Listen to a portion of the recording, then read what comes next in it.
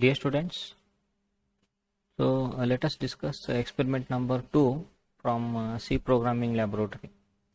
The aim of this experiment is develop a program to solve simple computational problems using arithmetic expressions and use of each operator leading to simulation of a commercial calculator. Okay.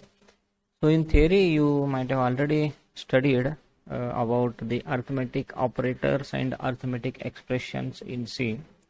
So here you have to develop a program to solve simple computational problems using arithmetic expressions. So you should know what are the different arithmetic operators that are available in C and how to evaluate the arithmetic expressions in C. Okay. So by using that knowledge, here we'll write a program to solve the simple computational problems using arithmetic expressions and use of each operator leading to simulation of a commercial calculator. Okay, so with this here when you allow or when you write a program to perform all the different arithmetic operators, so that leads to the simulation of a commercial calculator. Okay, so before we see the program, how we can write a C program for this, so let us discuss some theory part behind this. So as I told you here, in order to write a program for this, you should know what are the different arithmetic operators that are available in C and how to evaluate the arithmetic expressions. So as already you might be aware of the arithmetic operators that are available in C, and as you can see here I have listed out all the arithmetic operators. So in C there are 5 arithmetic operators. The first one is an addition. This is denoted by the symbol plus and it is used to add two numbers. After that the second one is subtraction. It is denoted by minus. It is used to subtract one element from the another or to find the difference. Third one is a multiplication denoted by star. This is to multiply the two numbers. Fourth one is division denoted by front slash. It is to divide one number by the another number and to get the quotient. The fifth one is modulo, a special operator. This is denoted by percentage symbol, and here the modulo will directly give you the remainder which you get when you divide one number by the another number. Okay, so out of this 5, I think 4 are already known to you. Here this modulo is the new operator u. So just to understand what this modulo is, you should know the difference between the division operator and the modulo operator. So that's why here I have taken one example. Like let us consider you have a number that is 4568. Okay, and here if you use the modulo operator, what happens? So 4568 mod 10, it will give you the value 8. So how you got 8 here? So here this is the remainder. The modulo will give you the remainder whenever you divide one number by the another number. So that's why here when this 4568 is divided by 10, so you will get the remainder as 8. So that's why the result of 4568 mod 10 is equal to 8. Okay. Similarly, we have the division operation. So here 4568 divided by 10. So what is the outcome? So you will get 456. Why? Because when you divide 4568 by 10, the quotient you get is 456. Okay. So this is the result of division, and here you will get the remainder that is generated when you divide this number by this number. Okay, if you know this one, you can write a program here. Okay, so along with this, in this program we have used one more special statement. It is nothing but a switch statement. Okay, so before we see the switch statement, so I think already you have studied the if statement in C. Okay, so again there are different varieties of the if statements, like we have simple if, else, if ladder, and nested if. So here we'll discuss else if ladder. So what is this else if ladder? Means here if you have only one condition to be tested, we have only if statement, that is simple if. So if we have two alternatives based on a single condition, we have if else. But if you have more than one condition to be tested, in order to execute the different set of instructions, we can use the else if ladder. Okay, so here the syntax of the else if ladder is given here. So if the condition, it's like condition 1. So when this condition 1 is true, the statement block 1 will be executed. If this condition is false, it will go for the else part. Already you know. But along with this else, we have again one more if statement to check one more condition. Okay. So this will be tested only if this condition is false. Okay. So when this condition is true, statement 2 will be executed. Else, again after this we have else if condition 3. If these two are false, then only this will be executed. So it will be tested. This is also false, we have another one, and so on. At the end we have else. Okay. So this will be executed when all the conditions are false. Okay. So when we have the number of different conditions that are to be tested in order to decide whether the blocks of statements are to be executed or not, we can use the else if ladder. Okay. But here using else if ladder is not recommended whenever we have the number of lines in the statement blocks and we have the number of conditions, because this is going to make your program complex. And when your program become complex, it is very difficult to identify and correct the errors whenever you encounter. So that's why an alternative for this else if is the switch statement. Okay. So the switch statement is also a conditional statement. So here the syntax of switch statement is given. So it starts with the keyword switch. So after this, in parenthesis, we have the expression. Okay. So the expression means here it will be an expression which will be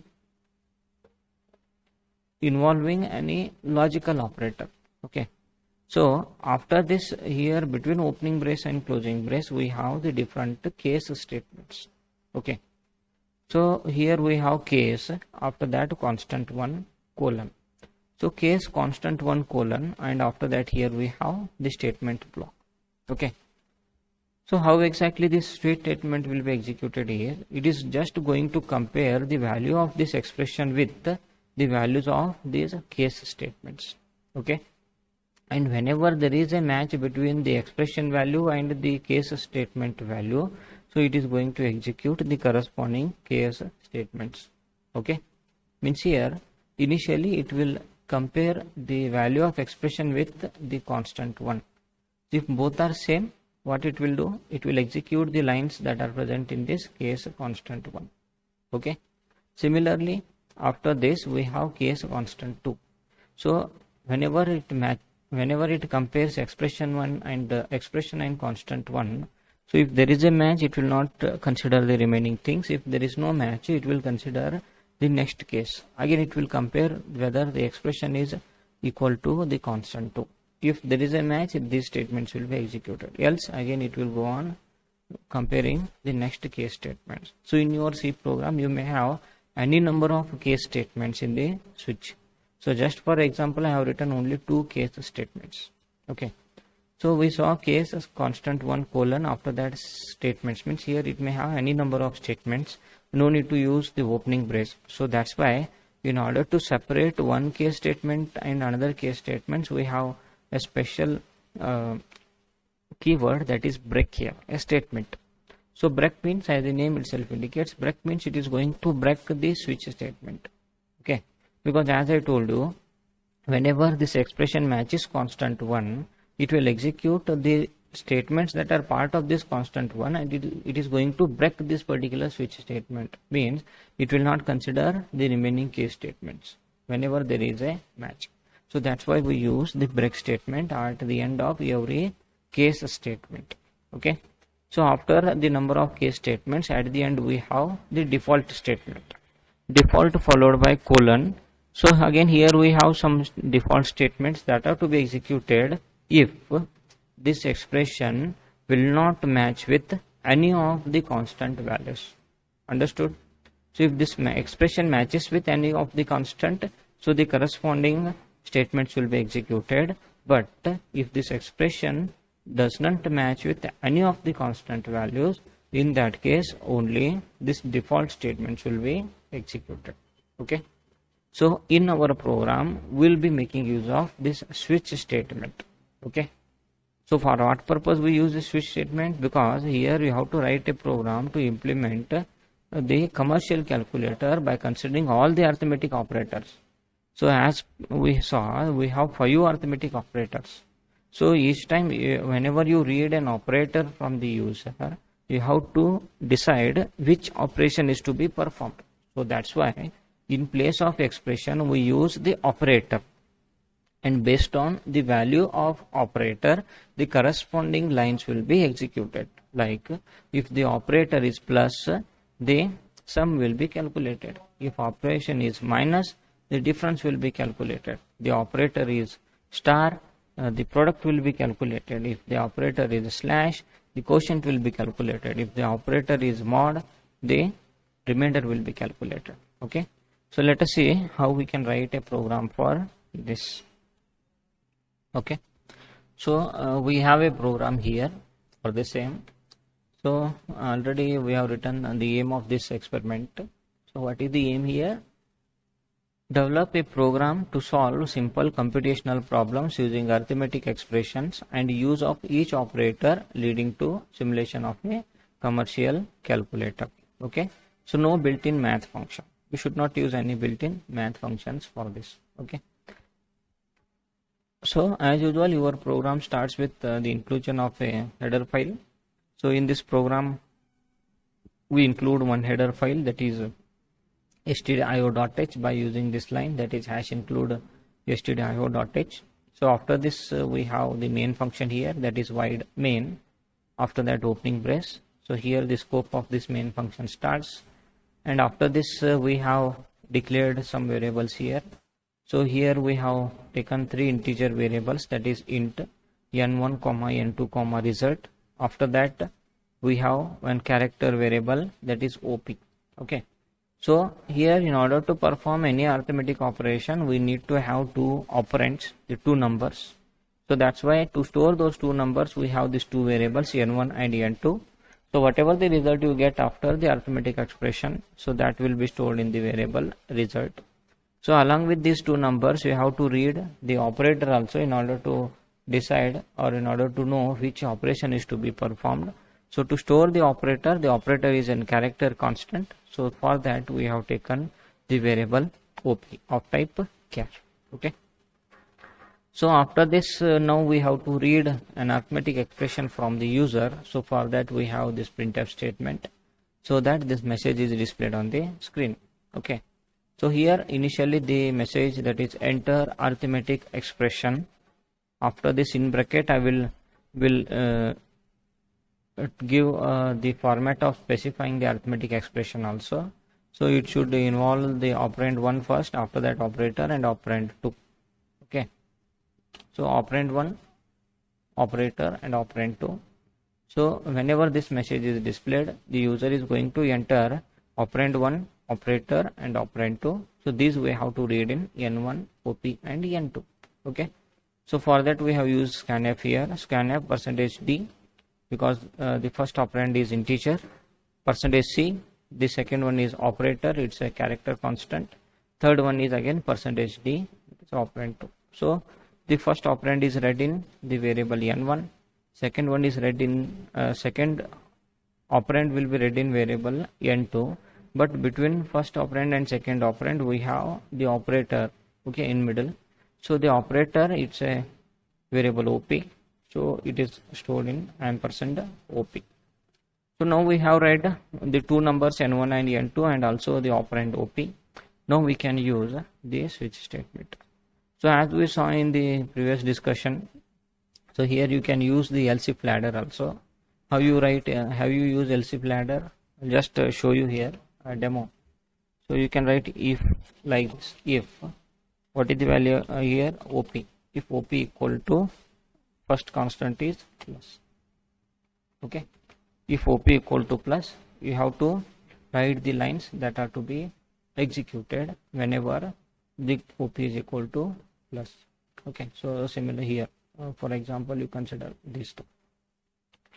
Okay, so these lines are to be executed here. Okay, so after this we have else followed by if. Again we check whether OP is equal to the next operator. Which is the next operator? The next operator is minus. Okay. If this condition is true, again we have the set of statements that are to be executed. So here we have the statements in case minus. Similarly, else if OP is equal to star, we have statements. Again, else if OP equal to slash, we have statements. Again, else if OP equal to percentage sign, we have the statements. Okay, but if you can see clearly, it is going to increase the length of your program, and in turn it is going to increase the complexity. So that's why it is better to use the switch statement instead of the else if ladder. Okay. So that's why here we use the switch statement based on the value of OP, because based on the value of operator only we have to decide which operation is to be performed, because for all the operations these are two operands will be same, only the operator will be different. So that's why here we use the switch statement based on the value of OP. Okay, and corresponding to this value of OP we have the different case statements. Okay, so it starts with the first case statement. So case, the value of the case statement is character constant plus. Okay, you just remember whatever the type of value you have here, so it should match with the case value. Okay, so here the OP is a character constant, so that's why this should also be a character constant. If you don't enclose a pair of quotes here, so it will not be executed. Remember this. Okay, so that's why here again already we saw in the explanation how exactly this switch statement will execute. Okay, so initially it will check whether OP is equal to plus. If OP is plus means the operator is plus, and we have to perform the plus operation between the two operators N1 and N2. Okay, so that's why here we write result equal to N1 plus N2. Okay, and here only we will display the result. So printf, it is sum equal to %d. The result is present in which variable? It is present in the variable result. Okay, after that we have break statement. So this is case plus. So similarly we have second case, that is case minus. So if OP value is equal to minus, so these lines will be executed. So here if it is minus, so you have to perform the minus. So it is result equal to N1 minus N2. After that you just display the result, that is difference equal to %d. It is present in the variable result and break. Okay, so similarly the next case statement is star. So in this case result equal to N1 into N2. So after that printf product equal to %d will display the value of result and break. Okay, so we saw these three operators. The next one is slash. This is for the division. And we know that whenever you divide one number by the another number, you have to ensure that the second number is not equal to 0. If it is equal to 0, it is going to lead to the divide by 0 error. So that's why to avoid that, at the beginning itself we will check whether N2 is not equal to 0. If N2 is not equal to 0, then only will perform this operation. If it is equal to 0, will not perform this operation. Okay, so that's why if N2 is not equal to 0, we'll calculate result equal to N1 divided by N2. Okay, so printf quotient equal to %d, it is present in the variable result. Else means if this condition is false, means if N2 is not equal to 0 means the condition, the false means it is equal to 0. If N2 is equal to 0, you cannot perform the division operation. So that's why we'll simply display the message as the divide by 0 error. Okay, and after this we have the break statement. Hope you have understood this part also. Okay, so after this the next case statement is case % symbol, and here we have to calculate result equal to N1 mod N2. It will give you the remainder. So printf remainder equal to %d, it is present in the variable result, and after that break. So in this way you can write a program to perform the different arithmetic operations based on the value of OP. So if this OP is plus, so these lines will be executed. If OP is minus, these lines will be executed. If OP is star, these lines will be executed. If OP is slash, these lines will be executed. If OP is star, % symbol, these lines will be executed. Okay, and along with these case statements we have one more statement at the end, that is default. So when this default will be executed, if this expression does not match with any of the case statements. Means if OP is not equal to plus, minus, star, slash or percentage, so in that case this default statement will be executed.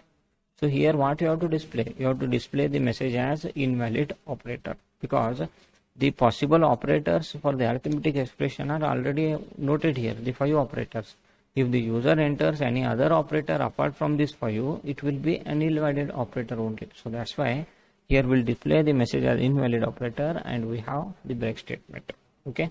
So after this, here we have the end. This is the end of the switch statement, and here this is the end of the main function. Okay. So hope all of you understood the logical part as well as how exactly we have written a program for this. Okay, so this is how you can write a C program to simulate the commercial calculator for performing all the arithmetic operations or to evaluate all the arithmetic expressions. Okay, so hope all of you have understood this program, but still if you have any confusion or if you don't understand anything, please feel free to discuss with me so that you will clarify your doubts. Okay, so now let us execute this program. So execution, again it is comprising of 2 parts, that is compilation and execution, that is running. So first we'll compile this, so it takes some time, and if any errors are there, it is going to report that here. Okay, so already these things are known to you. So once the compilation is over, the next we run this program. So when you run this program, it starts displaying the output of your program. So at the very beginning, it will display this message, that is enter arithmetic expression. In bracket we have operand 1, operator, operand 2. So you have to enter the arithmetic expression here. So I will enter 89 plus 7. Okay, we'll test all the arithmetic operators. So 89 plus 7, what is the result? It is 96. So let us say whether it gives the correct one. So 89 plus 7. So the plus means it is sum. So sum is equal to 96. It is correct. Okay. So once again we'll run this. So now we'll perform the subtraction. 69 minus 8. So difference equal to 61. This is also correct. Okay. So after this we'll perform the multiplication. So 3 into 4, we know it product is 12. Okay. So after this we'll perform the division. So 9 by 3, the quotient equal to 3. So this is also known to you. So after that we'll perform the modulo operator. So 9 divided 9 mod 2. So when you divide 9 by 2, the quotient you get is 4, but what will be the remainder? Remainder is 1. So see, remainder equal to 1, it is displaying. Okay. So apart from this, if you enter any other symbol, like I will enter the symbol as $4.5. Okay. See, it is displaying message and invalid operator, because this dollar is not an arithmetic operator. Okay. So in this way you can write a program for simulation of the commercial calculator. Thank you.